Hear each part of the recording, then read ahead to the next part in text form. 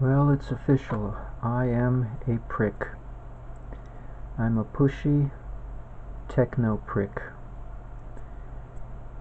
That's probably the best way to describe me.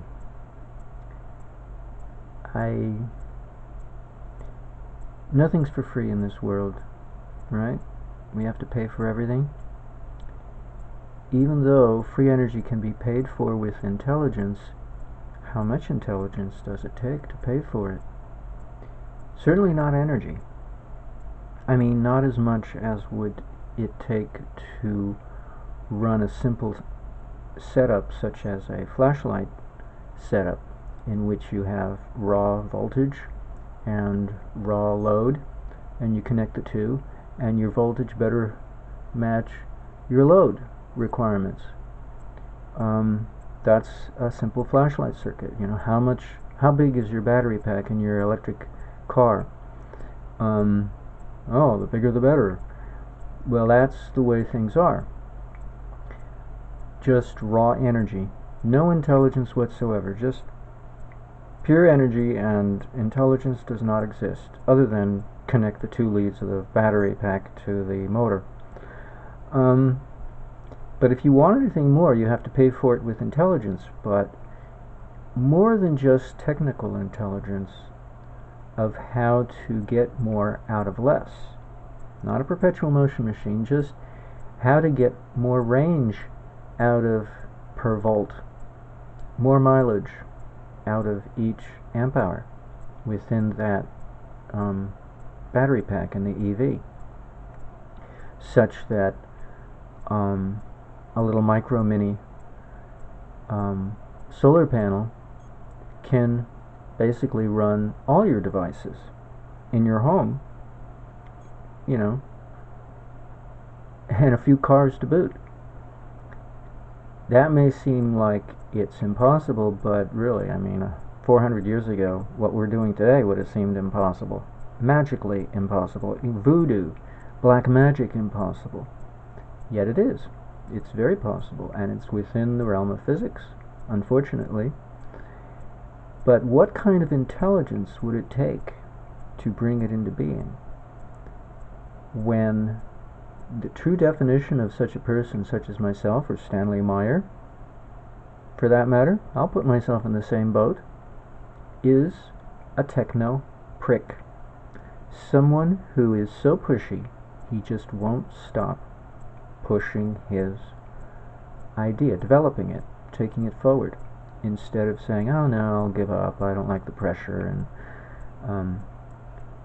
and of course the fail-safe protection society has against such a prick is a few different methodologies. One is to kill them off. First is to ignore them and hope they go away. Secondly, we could kill them off. Thirdly, we could distract him with a lot of pretty girls. Fourthly, we could find something really heinous to have him found to be guilty on some other irrelevant charge. Oh, he does this, he does that. Well, we can't let him walk the streets anymore. The streets are not safe. Fifth, deem him insane. Do whatever it takes to put a stop to this prick who thinks he's so smart, such a smart ass, or such a smart penis, or such a prickless penis, that he feels he's got to move forward and not stop. Now, there's a way around this, and it's to pay the price. Karma is such that it costs more to pay after the fact than it does to pay up in advance, up front. And when you take on the burden of everybody else's ignorance, sloth, they don't want to do the work. I was just telling my ex-girlfriend yesterday, it's just a question of sloth. When people don't want to do their homework, and give an off-the-cuff review of somebody like Paul Babcock, his Magnetic Energy Secrets presentation in 2012 at the Science, Energy, and Technology Conference in Hayden, Idaho, a mere interview that he gave to somebody on the topic of the presentation that he gave, rather than a review of the presentation itself. The reviewer didn't even read the material, watch the video presentation, pay the money to get the presentation and watch it. Didn't even bother. I suspect that it's beginning to look that way. So there's a lot of sloth, a lot of lack of involvement in putting forth an effort and the time. It's really just a question of time, but also the effort of putting in the time to get involved, deeply involved, instead of just cursory off the cuff, oh, you know, that Paul Babcock guy doesn't know what he's talking about.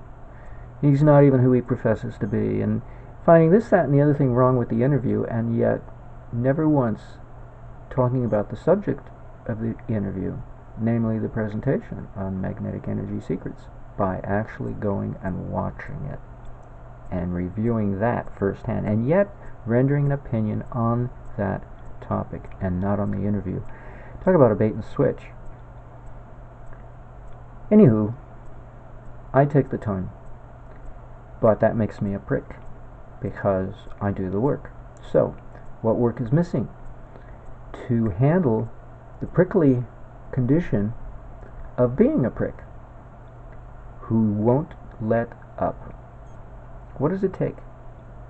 Well, there was an experience I had a long time ago in on the way to crossing the channel, the Catalina Island channel between Catalina Island and Los Angeles harbor, taking the ferry back to Los Angeles after or was it before? I can't remember whether it was going or coming back. But there was a rounding course, a meditation, extended weekend meditation course that Charlie Lutz was hosting at somebody else was hosting it, running the show, but he was giving the lectures. We were staying at a hotel up on the hill. I don't recall the name of it. In any case, there was an experience I had in which I was being a little bit too interested in a meditator. And to let me know, Vince Jasinski made this a statement, or no, Charlie did. He would have little informal gatherings before the lecture, and about an hour before people would show up.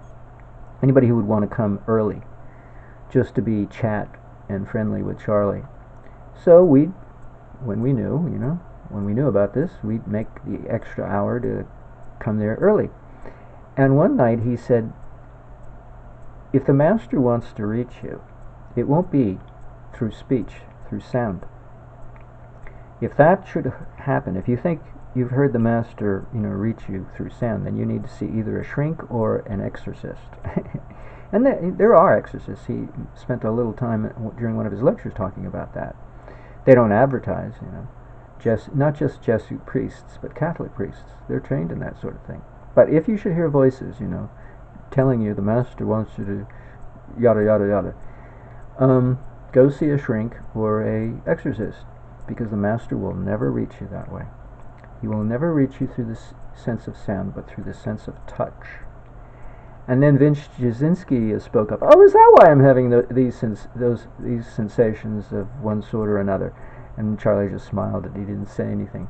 Well, I thought to myself, oh, is that where that's coming from? Now I know, because I was having them too. And they'd be different types of sensations depending on the moment, what I was thinking, what I was intending.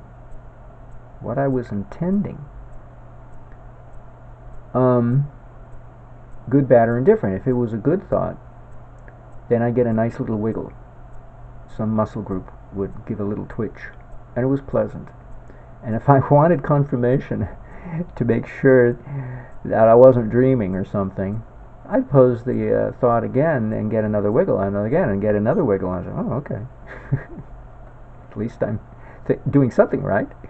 But if it was not a thought in my best interest, let's say it was a self-deprecating thought, I was thinking something about myself to annihilate my self-respect because I was doing some duty, because to society, because society sees me in an awful way, and so, well, why shouldn't I, something naughty, because that's suicide. To do somebody else's dirty work for them when they want to be destructive. No, I'll do it for them. I'll do it myself. That's suicidal. That's bordering on suicide. We mustn't do anything to lose our self-respect. And self-deprecation comes under that category. It may seem polite, and if you're doing it out of politeness, it's one thing, but to actually believe it, that's, oh boy. So, if I would think something bad that was not true to these principles we hold dear, such as we don't commit suicide, right? And self-deprecation in any kind of intentional way is a form of suicide. It's borderline. Anyway, that's just one example. There are several different ways of going about exempling. I'll leave it at that, and you can use your imagination. Then something painful would happen, and I might get a pain in my chest, or I might get an awful discomfort in my throat, like I'm about to choke. It might happen in my ear, or I might get a tone, a very loud tone in my ear. So that's a sound, right? But it's not a voice. I'm not hearing voices.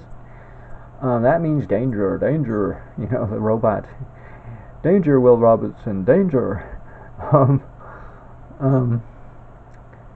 I think that's Lost in Space TV series. Anyway, or a pain in my anus, or in my urethra. Oh, when those happen, oh my God, then you know you're being a prick. An asshole or a prick, depending on which one. Well, what are all those areas? They're areas of vulnerability. And what it really points out is a balancing of nature ahead of time. It's really the grace of the master to have to one's edification to be pointed out the shortcomings of the shortcomings of the mistakes of intellect. We make a decision based on maybe not faulty information, maybe not faulty logic. Nothing mentally ill with us, just lack of vision. We lack perspective. We lack seeing things from the other person's point of view, and maybe we know the other person's point of view, but being a prick, we don't care, and we go ahead anyway. That's not an asshole, that's a prick. And that's what that describes me to a T. So, I've been doing these videos on my latest experimentation with painting my toenails with 7% tincture of iodine in a base of alcohol, which makes it very penetrating because it's an alcohol base. I mean, there's a little bit of water in that formulation, but not much. Mostly it's 85% alcohol. Grain alcohol, I believe, is the common term. Ethanol is the chemical term. Okay, vodka is the trade name. Be that as it may, it's very penetrating, very strong. Stings a cut, right? It'll sting a cut, but there are certain areas of the body it'll sting regardless of whether or not it's a cut, because they're extremely sensitive areas. I wouldn't want to put the stuff in my eyes, right? For one thing, I'm afraid it might do permanent damage to the eyeball, so it's not intended for the eyeball. But it's also very painful for the urethra. It's extremely painful, as I found out the day before yesterday.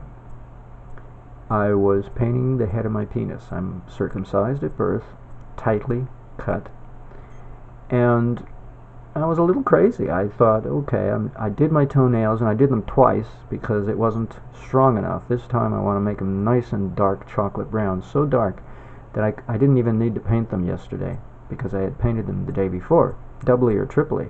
I mean, I really made them dark. I wanted to get the benefits so much so that I wanted to do an extra painting. Well, I went and painted the head of my penis from just below the corona all the way to the tip, and boy, when the wand of the little tip applicator of the iodine tincture that comes with the bottle, underneath the cap, crossed over because I saw I missed a spot. I had missed, I didn't want to. Well, I missed two spots. I missed the frenulum, where the frenulum used to be before it was removed along with my foreskin at birth. But also I had missed the urethra. So I did the urethra first, and oh my God.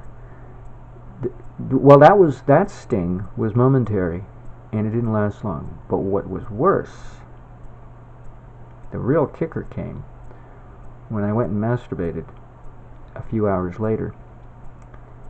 And when it came time to pee, from that point forward, the pain had been, until just now, one full 24 hours later, the pain was excruciating to pee. Damn excruciating. And to top it off, what made it even worse was that inside the urethra, a few millimeters in from the tip, in the interior, it became stuck.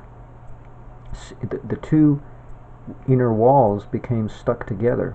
And if I didn't roll, pinch, do whatever I could to try to open that up prior to peeing, the pressure of the building up behind the stuck, when the stuck yanked open under the pressure of the pee behind it, oh, that pain. Oh, that was horrible. I screamed. So I've been busy handling and fondling myself every time I want to pee, and then ever so gingerly exercising a lot of self-control with my bladder to make sure I just ease out one drop at a time, to moisten the area as I roll it and squeeze it and do everything I can to try to open it up. I've had this problem when I was a toddler. My urethra got stuck closed, and they had to ram a very fat needle up, and I've seen these implements online. You can look it up for unclogging the urethra. They look like, oh my God, they're huge, the diameter of these things. And I had one of those rammed up my urethra to open it up, and it was a horrible experience in itself, let alone the experience of not being able to pee and having the pressure build up behind the stoppage. Well, here I am, because one of the problems, the side effects of circumcision is that the urethra closes up. The opening, the last centimeter, I want to say, yeah, something like, roughly speaking, the last centimeter of the interior of the urethra just prior to its opening at the tip of the penis closes down. It reduces its width.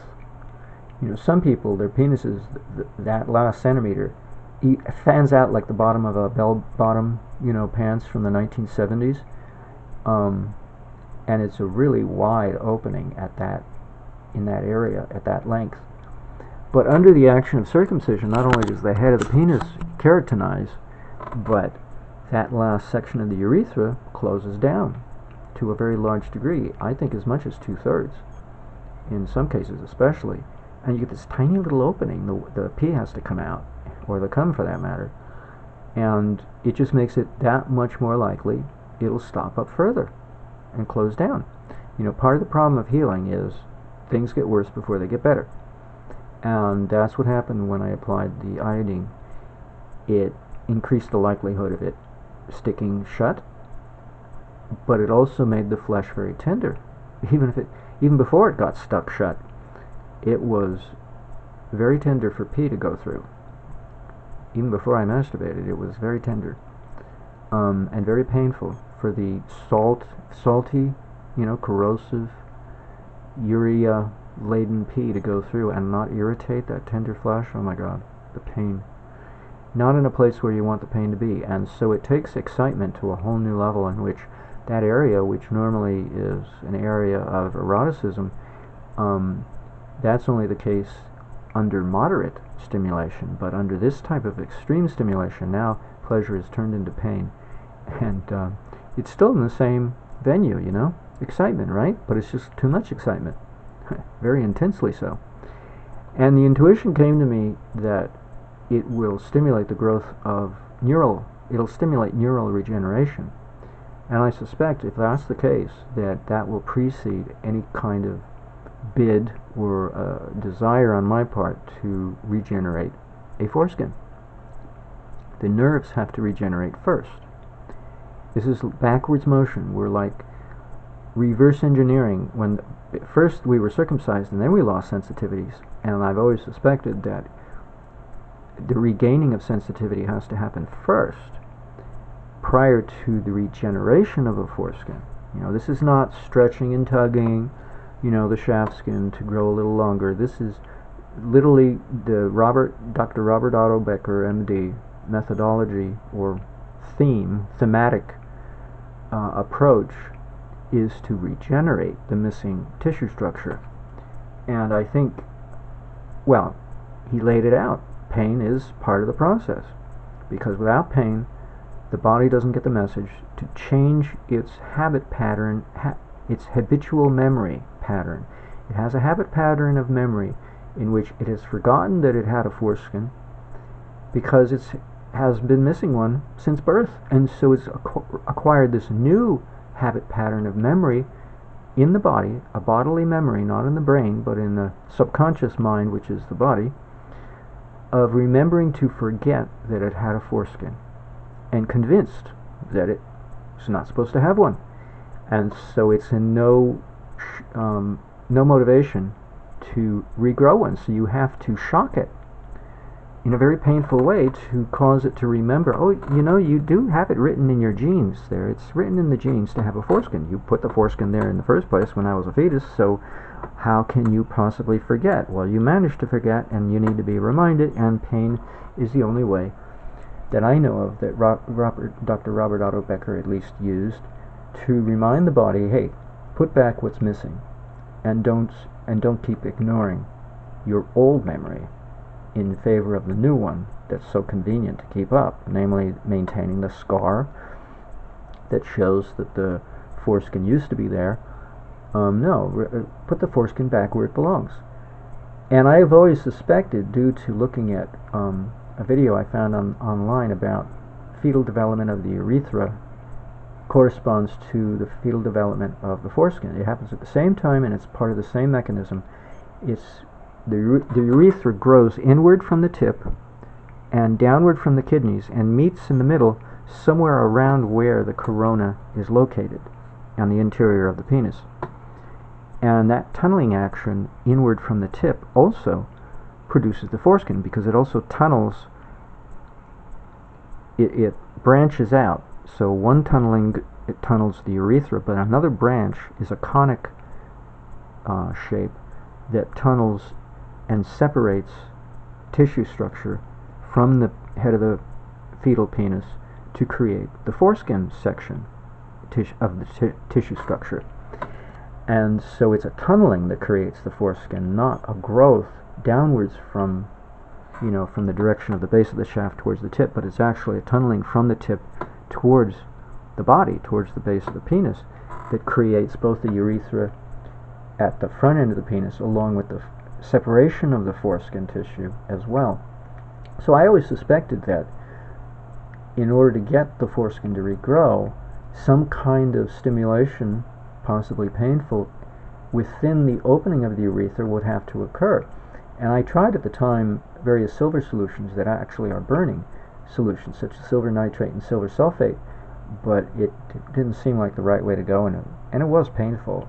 The penis grew out of it. It healed from the burning action of those two silver salts.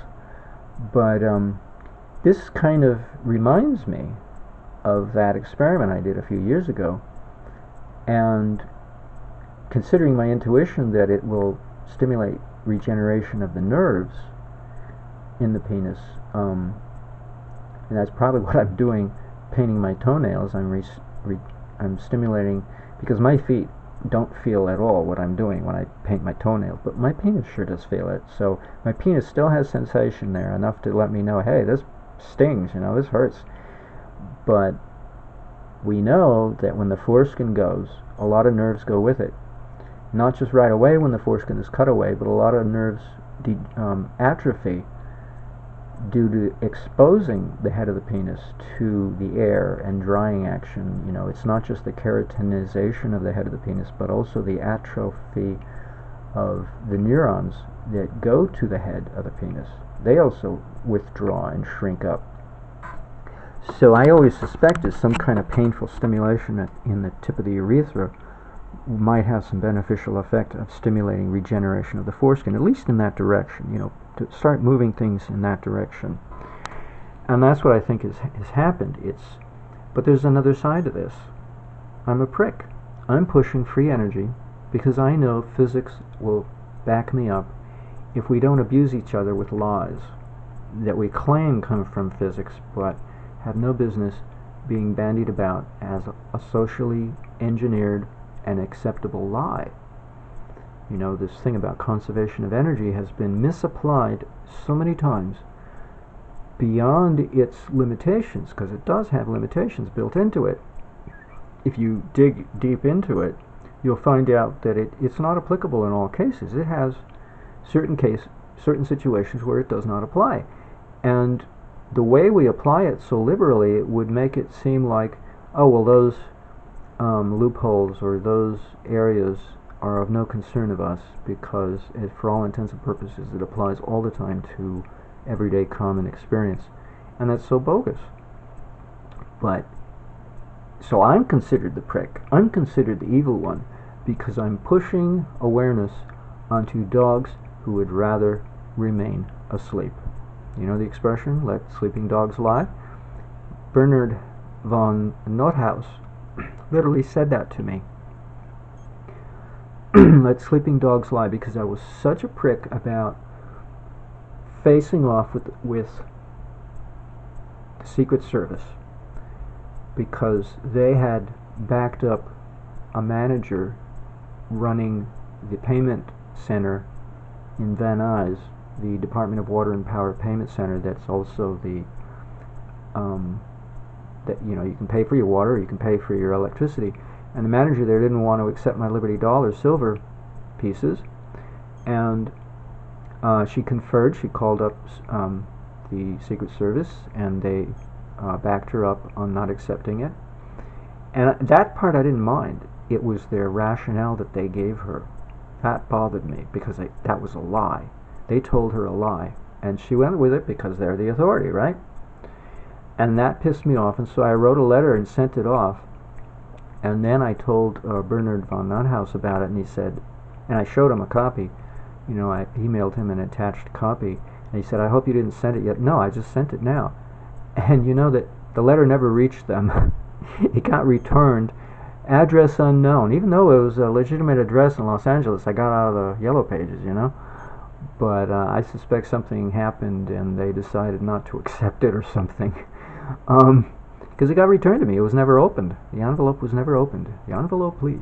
It was never presented at the award ceremony. Because it might have been my undoing. Who knows, But I was being a bit of a prick because I wanted to set things straight and speak my mind and make sure my voice was heard in no uncertain terms. So here I am pushing free energy, defying convention, even though physics will back me up when physics is not misapplied outside of its limitations. Laws, so-called conservation laws, are not stretched beyond their limit of endurance, beyond what they were engineered or designed to apply to, because they have certain limitations of jurisdiction, and they are not supposed to be taken beyond those limitations of jurisdiction, yet they are all the time. Energy in has to equal energy out. Well, yeah, when you're dealing with a flashlight circuit, yeah, but not all circuits does that rule of thumb, let alone law, apply. Be that as it may, I'm considered a prick because I'm waking up sleeping dogs, whether they want to be awakened or not. I'm pushy. So, what's going to pay for me up front, my upfront cost, to make sure I don't acquire an after the fact cost greater than the upfront cost, because that's the way karma works. When you take on the karma of the sleeping dogs, afterwards the payment is quite severe to put a stop to such nonsense, right? Because the dogs want to keep sleeping, so to speak, the dogs, so to speak. And what better epitomization of metaphor is the penis? You know, Charlie loved to use metaphors. He used it all the time when he was speaking, because he didn't want to be explicit. He learned his lesson the hard way. Don't be explicit. Just speak in metaphors and let people figure me out. So people would wag their heads. What? What's Charlie saying? You know, because they didn't get it. He was speaking in metaphor for a reason. If you don't get it, then you're not meant to get it. So one of the metaphors he had for the penis was he would call it a foot. He would refer to it as a foot. And the other metaphor he would use is a dog. And, you know, walking the dog means you taking care of your penis, your sexuality, your sensuality, you're being human, you're being humane. You know, you're not being cruel to your animal nature, and so you won't come back as a cripple. You know, like Steinmetz, you know, was born as a cripple. Well, he did something cruel to the animal nature of either himself or somebody else, a human or an animal creature, or himself, in a prior lifetime, probably the immediate prior lifetime, because that kind of karma comes back pretty quick when you're cruel to the animal nature or to the animals in general, the animal nature of the human or animals in general. It comes back pretty quick. Next lifetime, you come back a cripple. You lose an arm, a leg, something. You lose your mind, something. You come back crippled. In my case, it's my liver, and probably my adrenal glands, but a little bit of both. Be that as it may. So as to avoid coming back a cripple from being such a prick in wanting to wake up sleeping dogs when they don't want to be awakened, I can pay for the cost up front by painting the whole penis across the tip inclusive, so that a little portion of a drop, and let me tell you that alcohol-based tincture of iodine wicks in by capillary action so fast, it's like snap of the finger. It wicks in there, and it hits all the moist parts, and it stings. You know, about a centimeter in, it stings. It burns that section and tenderizes the flesh, which is already tender to begin with, and tenderizes it even more so, to the point that it wants to now seal shut when it dries up if it's not kept constantly moist. Now a foreskin would have kept it constantly moist, and so that wouldn't have happened. We wouldn't have had a urethral opening want to close down due to the drying action of the head of the penis. So burning it and then allowing it to dry is a mistake. I really have to bandage it like I used to do with a wet gauze, probably a saline solution with a little bit of silver to help it heal. That's what I should probably do after I treat it with iodine and keep it moist. So see, doing this video was good for me. I'm going to have to go back to doing that. The problem is you get an erection in the middle of the night with something holding, with like a rubber band or something holding on the penis. It misshapens it. I didn't want to do that, but I'm going to have to do something, because this just isn't going to work to allow it to dry out. But it will pay for my being a prick.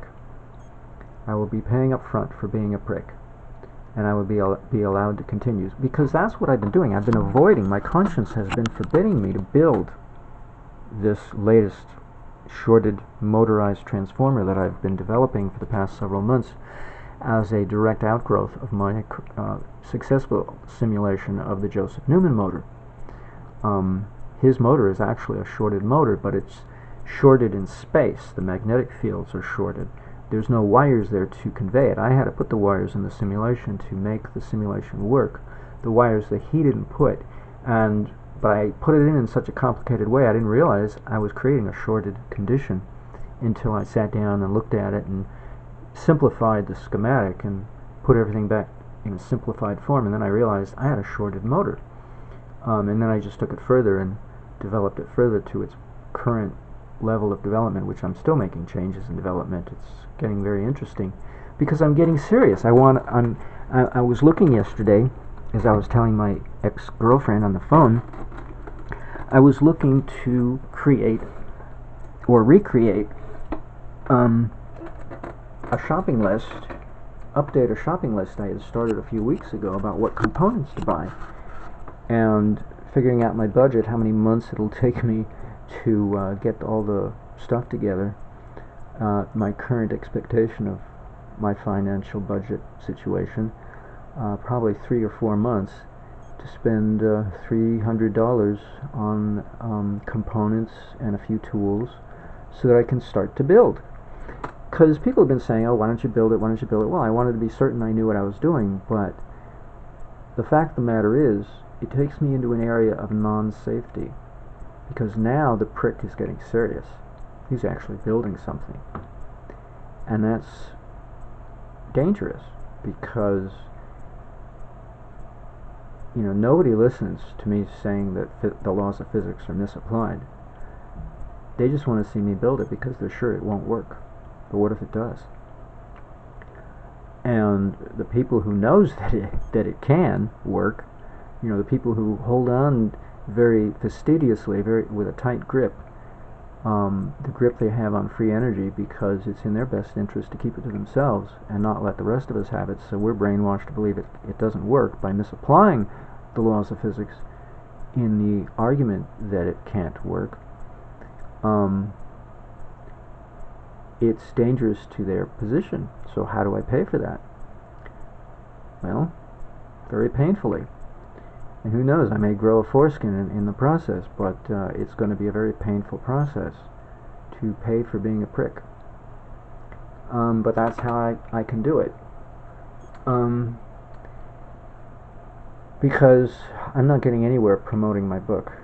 Nobody wants to buy it. I mean, a few people, But I price it slightly higher than what most people would want to pay for out of curiosity, because I don't want curiosity seekers. I want somebody a little bit more motivated.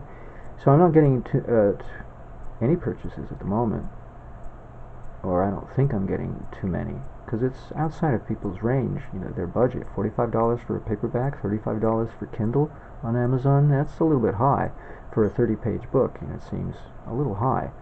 30-page in the paperback version. I think it's 40 in the Kindle.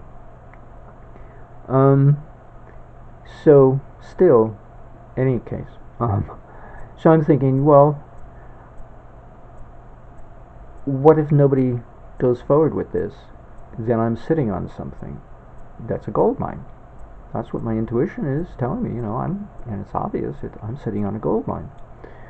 But so what do? So, well, I can at least build it just for my own use, but even that's dangerous.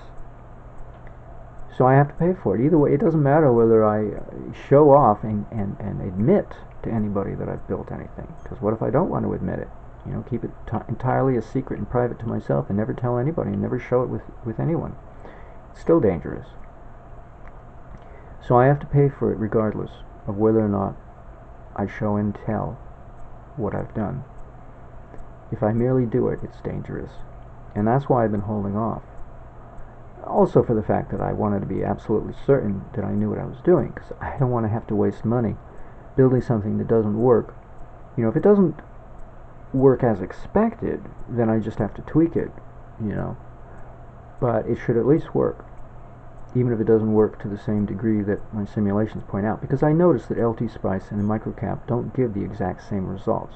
So I imagine there'll be some tweaking, but it should at least work, because I don't want to waste the money and the time building something when I don't even have technical skills developed for building something. I'm going to, be bumbling my way through this. As it is, half of my soldering never connect, even though they look pretty on the circuit board. And when I test them, and then I find out, well, it's not connected. So how'd that happen? It looks connected. But 50% of the connections are not connected, so it's going to be enough of an issue for me just to build the thing, since I don't have the technical skills developed for doing such a thing. By comparison to my simulation skills, I certainly have them well developed, but I'm starting like all over again from baby school when it comes to the technician's skill of building something. That I don't have. I don't possess it. I have to develop it. So it'll take time. It could take months. In any case, I'm still a prick if I move forward to physically manifest this thing. And I have to pay for being a prick. I have to pay for it up front when the cost is less, as compared to after the fact.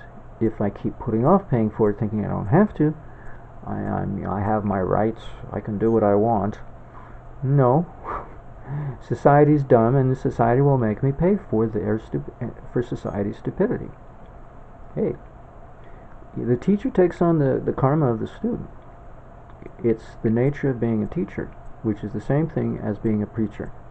Teacher, preacher, it's the same thing. They not only rhyme, but they're the same thing karmically speaking. You take on the karma of those whom you minister to.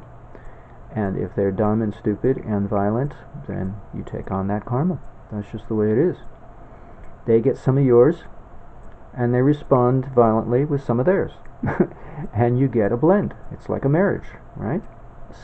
Spousal partnership between two people. There's a sharing of karma because there's a sharing of consciousness. Charlie would say that karma and consciousness, for all practical purposes, are one and the same. So when you start sharing your consciousness with somebody in a relationship, you're sharing karma too. And if one of you is very smart and the other one is very dumb, then the smart one becomes a little dumb, and the dumb person becomes a little smarter. It's the way it is with relationships.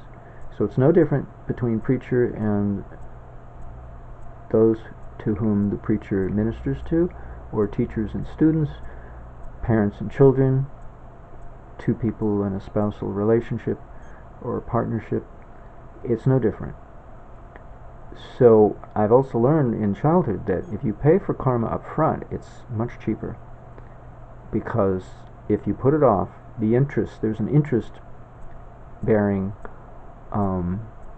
charge on unpaid dues, and it tends to accrue and accumulate and become much larger later on if it's put off. Everything, there's a price.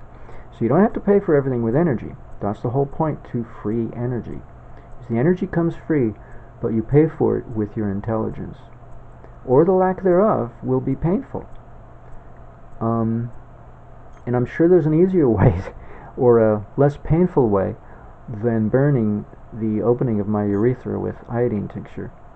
But at the moment, that's the only way I've got available to me. And as painful as it is, to pay for my persistent intention to go forward with this any way I can. And I've tried, I've been trying everything to promote my book, but nobody wants to go there. No one. So it's like, okay, if I can't even give away the knowledge to people who are serious about doing something with it instead of just curious, I got me a problem. I'm going to have to build it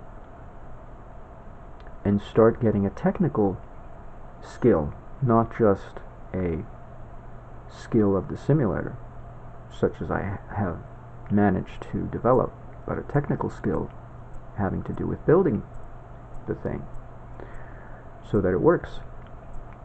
So I did simulating yesterday to try to help improve my shopping list perception of what I have to buy, what components, what values. Do I have to get a potentiometer, instead of, because one of the areas of the circuit has a resistor, and I'm not sure what the value of the resistor is going to be, and it may vary under dynamic load conditions, so I may have to put a potentiometer there to accommodate a variable load, and also my ignorance of knowing what size resistor to put there. So things like that I was simulating to try to figure out what to plan on budgeting myself for the next few months. But it certainly put a spin, a negative feedback spin on painting my toenails, because I skipped. I also painted them heavy duty, but I also didn't want to deal with iodine. My penis was in so much bothering me, and part of the problem is I don't drink enough. I don't drink at all, and I don't pee a whole lot either. So my pee comes out strong. If it came out as diluted as water, it wouldn't be so bad. So I realized I have to take more salt. I have to make a point of, and I don't even like salt. So I got kelp, seaweed capsules. Why don't I just force myself to take them? So that's what I did, and I actually I had a bowel movement. I mean, it was a laxative effect last night, so it was like, oh, that's interesting. So I have to make sure that's part of my shopping list, is have a nice big bottle of seaweed capsules to swallow to get seaweed into my body, so that I can thirst for water, because I'm going to have to drink more. So the other issue that made it so painful was my pee is too strong, too concentrated. If it wasn't so concentrated, it probably wouldn't be so bad, because it would just be water passing past that sensitive point, having been burned by the iodine. So you see, it's actually in my best interest, because I have a habit, a lifelong habit of not lifelong. It's been since the antifreeze poisoning 15 years ago. I've lost my ability to thirst for water, and I have to use gimmicks. I've never had to use gimmicks. I would thirst like anybody else. I was a healthy vegan. I just get hungry, I eat vegan food. I'm thirsty, drink water, I didn't have to trick myself into thirsting for a beverage, to drink, to swallow it. I mean, it's like now I have to trick myself. So, anywho, but the other side effect of antifreeze poisoning is a humongous need for minerals. Remineralization of the body. The whole body becomes acidic to a huge degree as a side effect of antifreeze poisoning. So I have to take calcium pills, I have to take potassium supplementation, I have to take magnesium, but I've been avoiding sodium because I'm not a big fan of salt. And I don't put salt on my food. I do buy foods that have salt in them, but for the most part I make my own bread, pasta. I don't use spaghetti sauce, so there's a lot of situations I don't eat salt. So it's my own fault for not putting, and I don't like putting seaweed on food because I don't know, I just don't like it.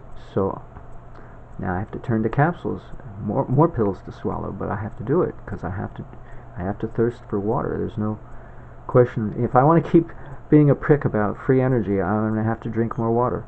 That's all there is to it.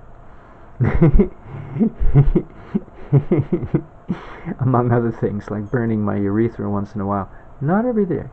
I like a little time to recover and go, nice penis, nice. Oh, you're not in pain today. Good. For a change. Oh, what I do. See, this is what yogis have to do. If you want to accelerate your evolution, you have to pay for it. You don't just, or else you lose interest in meditation.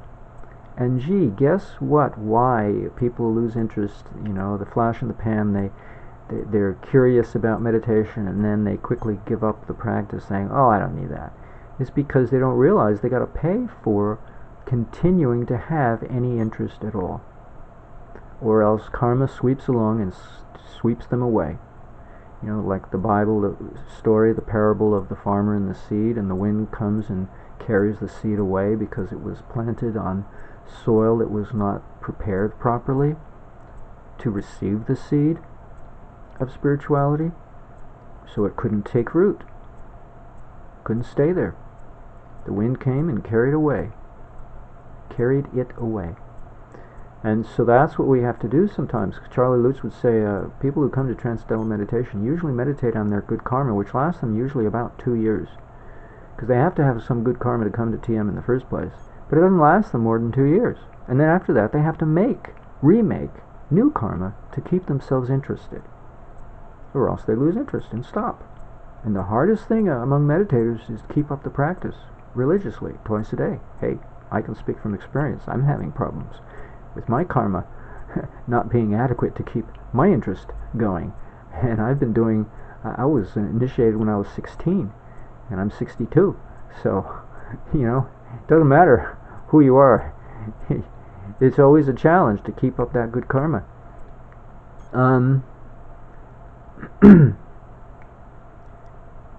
Okay. But it's all for the best anyway, right? It's all about taking care of oneself and not ignoring anything, thinking, well, I'm too busy doing things to think about, do I thirst enough for water, But I am a prick, so I am going to have to do those other things. And I would like to regenerate a foreskin, and if that happens in 20, 30 years before I die, that would be a nice consolation, to die on my deathbed the same way I was born, with all my parts intact, having regenerated a foreskin even though it took 30 years to grow it. I don't mind, just so long as I can regrow it. But I haven't pursued anything because of this issue of pain. I don't like pain, especially in that location. Yet it was obvious to me, studying and doing some experiments with what I learned reading the book called The Body Electric that Dr. Robert Otto Becker, MD, wrote. It's a great Bible on regeneration of the body, but do we really want to face pain? You know, I could spread lidocaine there, but then I won't know what's going on, which is not good. Pain is good because it lets you know, it lets you in on a little secret. Hey, there's something going on down here. I know you usually don't pay attention because usually nothing wrong is happening, but whoop, red flag, pain, something's going on, we want to alert you. So pain is usually a pretty good thing. It's usually not a good thing unless you're being overseen by a doctor and his nurses, you know, who are paying attention. We like to forget about our bodies and not pay attention, so pain is usually a good idea to maintain that ability to have pain. Lord knows it comes in handy when your penis is stopped up and you can't pee, you know. Whoops. Good idea to have some pain there. Okay. I guess I've said everything I need to say. These little fireside chats in front of my fireside, my monitor on screensaver mode. Okay. I had to get that off my chest because it was bugging me. I sat up to meditate. It's the middle of the night. I couldn't sleep, and then I got so frickin' fed up with meditating. It's like, enough already, because all these bad thoughts were coming into my head, you know. So I laid down, and then it came to me. This is what I got to do. I have to pay for my being a prick. I'm a prick. A good prick, but a prick nonetheless. You know, Robin Hood was a prick. It could be said of him, he was a prick. A good prick, but a prick nonetheless.